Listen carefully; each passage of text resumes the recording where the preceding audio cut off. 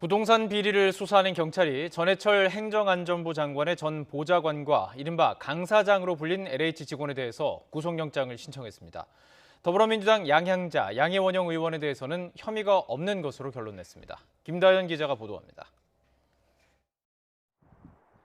지난 2019년 개발 정보를 미리 알고 신도시 땅을 사들인 혐의를 받는 전해철 행정안전부 장관의 전 보좌관 A씨.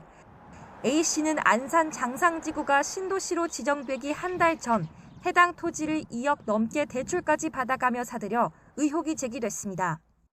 해당 토지는 개발 제한 구역인데다가 인근에 송전탑까지 있어 매매가 어려운 곳이었습니다. 이런 토지를 매입비의 70%를 대출받아 매입한 것은 신도시 개발 정보를 이용한 전형적인 땅 투기입니다. 국토부 등을 압수수색했던 경찰은 부패방지법 위반 혐의 등을 적용해 A씨에 대해 구속영장을 신청했습니다. 지난 3월 LH 직원들의 투기 의혹이 제기되고 주요 피의자 가운데 한 명으로 지목된 강 사장, 강모 씨에 대해서도 첫 소환 2달 만에 영장을 신청했습니다. 혐의 인정하셨습니까?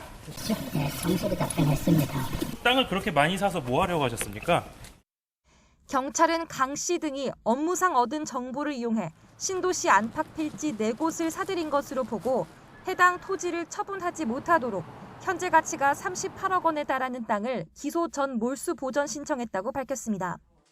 지난 2015년 배우자와 개발 제한구역 맹지를 사들여 투기 의혹이 불거진 더불어민주당 양향자 의원과 2년 전 어머니가 광명 땅을 매입한 사실이 알려져 논란이 된 양해원영 의원은 혐의가 없는 것으로 봤습니다. 경찰은 토지 매입 당시 두 의원이 내부 정보를 이용할 수 있는 위치가 아니었고 땅 매입 경위가 기획부동산임을 확인했다고 설명했습니다.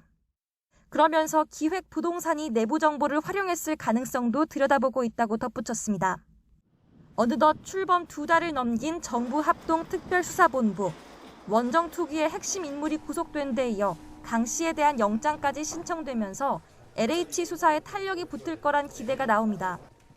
하지만 여전히 성과는 지지부진하다는 지적이 나오는 가운데 경찰은 의혹에 대한 사실 확인과 혐의 여부를 밝히는 것 또한 수사 과정이라며 맹탕 수사 논란을 반박했습니다.